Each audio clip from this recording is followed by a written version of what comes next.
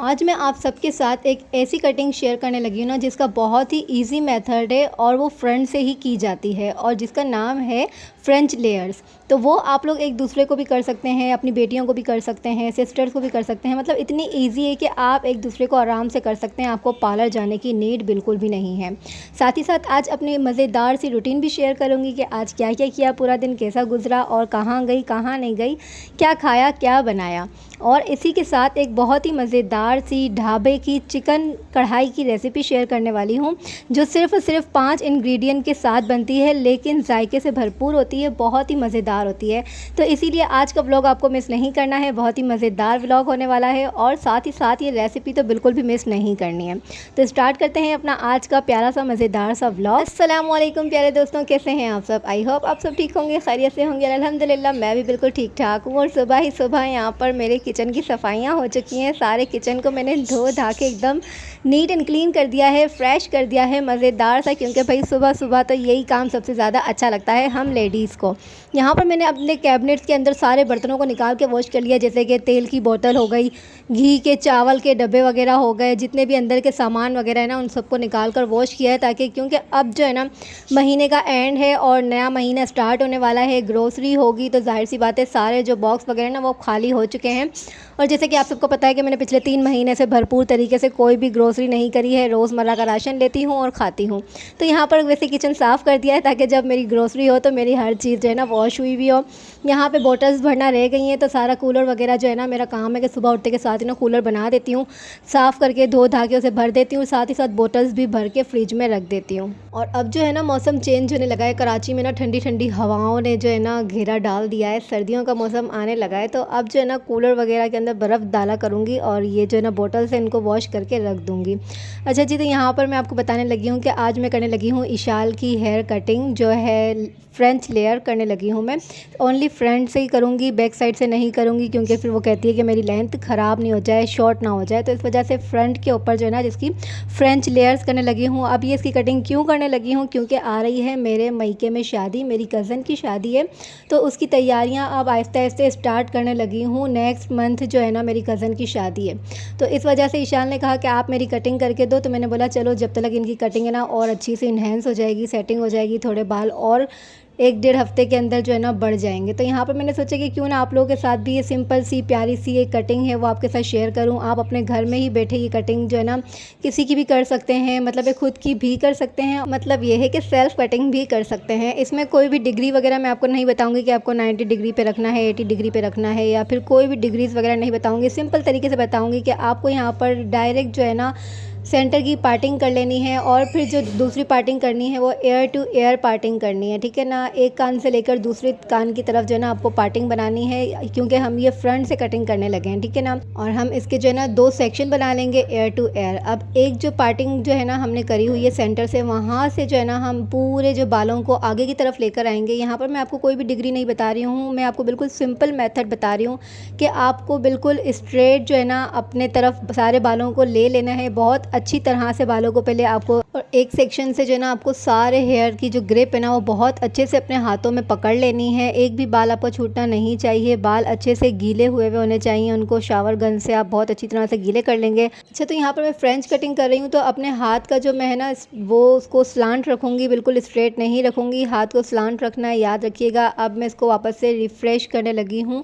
एक बार कटिंग कर लेंगे, देखेंगे कि क्या बाल हमारे सेटिंग हुए हैं नहीं हुए हैं, शेप कैसा आया है। अगर हमें कहीं से लग रहा है कि हाँ भाई बाल ऊंचे नीचे हो गए हैं, कटिंग सेटिंग नहीं हुई है, तो दोबारा से सारे बालों को इसी तरह से इसी मेथड से पकड़ेंगे और स्लांट कटिंग करेंगे। आप लोग देख सकते हैं कि मैंने हाथ में सारे बाल लिए हुए हैं, और जो है ना आधे बाल मेरे जो है ना कटिंग में जा चुके हैं और आधे जो है ना मैंने रखे हुए हैं, तो वो स्लांट कटिंग कहलाती है, स्ट्रेट नहीं कहलाती है। अभी उसी तरह से जो दूसरा पार्टिंग हमने लिया हुआ है उसको भी अपनी तरफ लेकर आएंगे, और अपने जो सारे बाल हैं ना उनको हम इसी तरह से स्लांट कटिंग करेंगे। आप मेरे हाथ को देख सकते हैं किस तरह से मैंने रखा हुआ है, स्ट्रेट नहीं रखेंगे, स्लांट करके रखेंगे, मतलब है कि क्रॉस करके रखेंगे। ठीक है जी। अब आपको जिस शेप में भी चाहिए, इनपुट चाहिए, आउटपुट चाहिए, तो आप अपने हाथों को उसी तरह से राउंड घुमा सकते हैं। मैंने इनपुट कटिंग कर रही हूँ तो इस वजह से जो है ना अपने हाथ को अपनी तरफ लेकर रखा हुआ है। और अगर सिंपल वर्ड में बताऊँ कि अगर आपको लेंथ जितनी भी चाहिए ना इस फ्रंट लेयर कटिंग की, तो फिर आप अपने हाथों को इतना ही अप डाउन कर सकते हैं। जैसे कि इशाल को अभी शॉर्ट लेंथ चाहिए तो इसलिए मैंने अपने हाथों को थोड़ा सा ऊपर की तरफ रखा हुआ है ताकि इशाल की जो लेंथ है वो थोड़ी सी शॉर्ट हो जाए फ्रेंच लेयर के हिसाब से। और अगर आपको लेंथ लॉन्ग चाहिए तो आप अपने हाथों को थोड़ा सा नीचे लेकर जाएंगे और फिर यही कटिंग करेंगे। तो बहुत सिंपल इसका मेथड है, मैंने बहुत ईजी वर्ड में आप लोगों के साथ शेयर किया है। और अब जो मेरी कज़न की शादी है ना वो मतलब है नवंबर के स्टार्टिंग में ही है, तो फिर अब जो ना तैयारियां भी करनी है और ड्रेस वगैरह भी ख़रीदने हैं, बाज़ार भी जानी है, तो फिर कपड़े वगैरह हैं नहीं, तो आज सोच रही हूँ कि पहले इसकी कटिंग वगैरह कर लूँ और सारे काम वगैरह घर के निपटा के ना। हस्बैंड भी जो है ना अल्हम्दुलिल्लाह आज ऑफिस चले गए, अपने काम पर चले गए, ड्यूटी ज्वाइन कर लिए। तो इस वजह से मैंने सोचा कि अब पहले अपने घर की सफाई वगैरह देखूँ, क्योंकि अब थोड़े से काम जो है ना मेरे कम हो जाएंगे। तो इस वजह से अब मैं घर को सेटिंग वगैरह करके, सफाई वगैरह करके फिर थोड़ा सा बाज़ारों के चक्कर लगाऊंगी और जो शॉपिंग करनी है, जो बच्चों के लिए कपड़े वगैरह ख़रीदने हैं, अपने लिए ख़रीदने हैं, तो वो सारी शॉपिंग करूँगी। और जाहिर सी बात है जब ख़ानदान में किसी लड़की की शादी हो रही हो ना तो ज़्यादा तैयारियाँ हो रही होती हैं, जोश ज़्यादा होता है। लड़कों की शादियों में ना इतना ज़्यादा मज़ा नहीं आता है, लड़कियों की शादी में बहुत ज़्यादा मज़ा आता है, बहुत हुल्ला गुल्ला होता है, नाच गाने होते हैं, ढोलकियाँ होती हैं, तो ये बहुत ज़्यादा इंजॉय करते हैं। और ना बस इसी तरह से हम भी करेंगे इंजॉय, वो भी आपके साथ शेयर करूँगी। यहाँ पे इशाल की कटिंग हो चुकी है और यहाँ जो है ना इशाल ने बोला है कि मुझे जो बैंग्स कटिंग है ना आगे की, तो वो बहुत ज़्यादा शॉर्ट नहीं चाहिए, तो आप इसी कटिंग के अंदर जो है ना मेरी बैंग्स कटिंग रखिएगा। अच्छा, तो इशाल को बहुत ज़्यादा शौक हो रहा था कि मुझे ब्लो ड्राई भी करके दें, तो यहाँ पर मैं इसको है ना लोरियल का हीट स्प्रे करने लगी हूँ, ताकि ब्लो ड्राई से पहले या फिर आयरन से पहले ना हमें हीट स्प्रे करना बहुत ज़्यादा लाजिम होता है, ताकि बाल आपके जो है ना वो डैमेज ना हो, डैमेज से बच सकें। तो यहाँ पर मैंने इसका हीट स्प्रे कर दिया है और जल्दी जल्दी से फटाफट से इसको जो है ना ब्लो ड्राई करके इसे खुश करते हैं और दिखाते हैं इसका फाइनल लुक। और यहाँ पर भी आपकी अपनी ही मर्ज़ी होती है कि आप अपनी कटिंग के हिसाब से जो है ना कोई भी ब्लो ड्राई का जो है ना सेटिंग रख सकते हैं, आप चाहें तो उससे जो यहाँ पर आप लोग की अपनी चॉइस होती है कि आप लोग जो ब्लो ड्राई है वो इनपुट भी कर सकते हैं, आउटपुट भी। और यहाँ पर मैं इशाल की आउटपुट करूँगी, थोड़ी सी राउंड शेप में करूँगी ताकि जो है ना वो बिल्कुल राउंड राउंड हो जाए, क्योंकि वो कह रही है मुझे करके दे ताकि मुझे पता चले कि ये मुझ पर कैसी लग रही है और मैं शादियों में जो है ना इस तरह की ब्लो ड्राई आपसे करवा सकूँ। तो फिर इसी तरह की मैं इसे करूँगी जिससे इसकी कटिंग जो है ना इतनी ज़्यादा वाज़ेह नहीं होगी, लेकिन ब्लो ड्राई जो है ना बहुत ज़्यादा वाज़ेह होगी। और मैं अगर अपना बताऊँ कि जब मैं पार्लर में जॉब किया करती थी ना तो वहाँ पर मैं थी तो ऑलराउंडर ही, लेकिन ज़्यादातर जो है ना मैं हेयर कटिंग के ऊपर और ब्लो ड्राई के ऊपर जो है ना मेरी जॉब का जो सिलसिला था ना वो वहीं पर होता था और ज़्यादातर मैं मेकअप के ऊपर होती थी। तो वहाँ पर मैं अपने जो बाकी जब मैं वैसे तो मेकअप ही किया करती थी शाम के वक्त, जब 3 बजे के बाद जो है ना मेकअप का काम स्टार्ट हो जाता था ना, तो वो सारा जो रात के 8 से 9 बजे तक जो है ना मेकअप के ऊपर ही मैं खड़ी रहती थी। जितने भी मेकअप आ रहे हैं तो वो बारी बारी सारे मेकअप मुझे करने होते थे। और उसके अलावा जब है ना टाइम होता था तो फिर मुझे ही बोला जाता था कि आप ही कटिंग करोगे, आप ही ब्लो ड्राई करोगे। और इतने ज़्यादा क्लाइंट थे ना मेरे कटिंग के ऊपर कि जो भी आता था, और चांद रात जब होती थी ना, ईद की चांद रात, तो मुझे कटिंग का ही काम दिया जाता था। यानी कि मेरे जो हाथों के अंगूठे ना वो सूज जाते थे कैंची चला चला कर। तो वो टाइम मैं आज तक नहीं भूली हूँ कि मैंने कितनी कटिंग करी है, यानी कि गिनती की जाए ना तो हज़ारों की तादाद में अब तक कटिंग कर चुकी हूँ। तो अल्हम्दुलिल्लाह कटिंग बहुत अच्छी करती थी। और ना यही मेरा काम था कि मेरे क्लाइंट आते थे ना तो वो जितने भी हम लोग वर्कर्स थे ना उनमें सबसे पहले वो मेरा ही नाम लेते थे कि हमें जो है ना हीरा से कटिंग करवानी है, आप हीरा को बुलाएं, आप हीरा को बुलाएं। तो उसकी वजह से जो है ना मुझे अपने पार्लर में बहुत ज़्यादा नाम मिला था अल्हम्दुलिल्लाह। और यहाँ पर इशाली कटिंग कंप्लीट हो चुकी है और ये जो है ना अपने स्टेटस लगाने के लिए व्हाट्सएप पे वीडियो बना रही थी, तो मैंने बोला कि एक वीडियो मुझे भी बना कर दो, तो वो मैं भी अपने व्लॉग में शेयर कर दूँगी। अच्छा जी, तो यहाँ पर दोपहर के 3 बजे का टाइम हो चुका था और बच्चों को भी भूख लग रही थी, हम सबको भी भूख लग रही थी, क्योंकि दोपहर के खाने का टाइम हो चुका था। तो मैंने जब इशाल की कटिंग कर रही थी ना उस वक्त आलू बॉयल होने के लिए रख दिए थे और मैंने कहा कि जल्दी जल्दी से ना आलू के कबाब बनाती हूँ, क्योंकि काफ़ी टाइम गुजर चुका है ना मैंने आलू के कबाब बनाए ही नहीं थे। तो बड़ी ही क्रेविंग हो रही थी, बहुत दिल चाह रहा था कि आज जो है ना आलू के कबाब बनाया जाए, इसमें चाय के साथ जो है ना उसे एंजॉय करूँ। तो यहाँ पर मैंने जल्दी जल्दी से आलू के मज़ेदार से कबाब बना लिए हैं, बहुत ही अच्छे बने थे कि मुझसे रहा ही नहीं जा रहा था। मैंने बस दस्तर लगाने से पहले पहले ही ना वहीं पर स्टार्ट हो गई कबाब खाना। ईशान महानूर से कहा कि अपने जो है ना दस्तरखान लगा लीजिए, लेकिन उनसे भी सब्र नहीं हो रहा था। उनको भी इतनी ज़्यादा भूख लग रही थी, क्योंकि ज़ाहिर सी बात है अब हवा चलने लगी ना सर्दी का मौसम में, तो बहुत ज़्यादा भूख लगती है, बहुत कुछ खाने का दिल भी चाहता है। तो यहाँ पर मेरी मज़ेदार सी चाय तैयार है और मैंने तो दस्तरखान लगाने का वेट ही नहीं किया, मैंने वहीं पर प्लेट रख दी और जल्दी जल्दी से इनको कहा कि भाई केचप लेकर आओ और मज़े से अपन जो है ना कबाब इंजॉय करते हैं। तो महानूर को भी बहुत ज़्यादा भूख लग रही थी, उसने कहा कि मैं तो भाई खाने के साथ ही खाऊंगी, तो वो अपने दाल चावल लेकर आ गई और दाल चावल के साथ इसने अपने जो है ना कबाब खाए। और बस यहाँ पर जो है ना इशाल की तबीयत हल्की हल्की सी ख़राब होने लगी थी, इसे फ़ीवर होने लगा था। तो मुझे ऐसी टेंशन हो गई कि इसका फ़ीवर ज़्यादा ना बढ़ जाए। तो मैंने कहा कि भाई आपके पेट में भी वैसे ही दर्द हो रहा है, आपको जो है ना फुल बॉडी में भी दर्द हो रहा है, तो आपको बुखार भी होने लगा है, तो आप जो है ना थोड़ा सा हल्का हाथ रखो, ऐसा ना हो कि ज़्यादा तबीयत ख़राब हो जाए। तो इस वजह से ना मेरे को टेंशन भी बहुत हो गई थी। तो महानूर यहाँ पे अपने दाल चावल लेकर आ गई। यहाँ पर हम सब बैठकर जो है ना दाल चावल और कबाब इंजॉय करने लगे हैं। और इशाल के लिए फ़िक्र भी मुझे बहुत ज़्यादा हो रही है कि अब मैं से कौन सी मेडिसिन दूँ। तो वही मेरा जो डर था ना वो सही साबित हुआ। और यहाँ पर जैसे ये ना मगरिब की अज़ानें होने लगी ना, तो उसका फ़ीवर बहुत ज़्यादा तेज़ हो गया और उसको एकदम ठंडे ठंडे पसीने आने लग गए।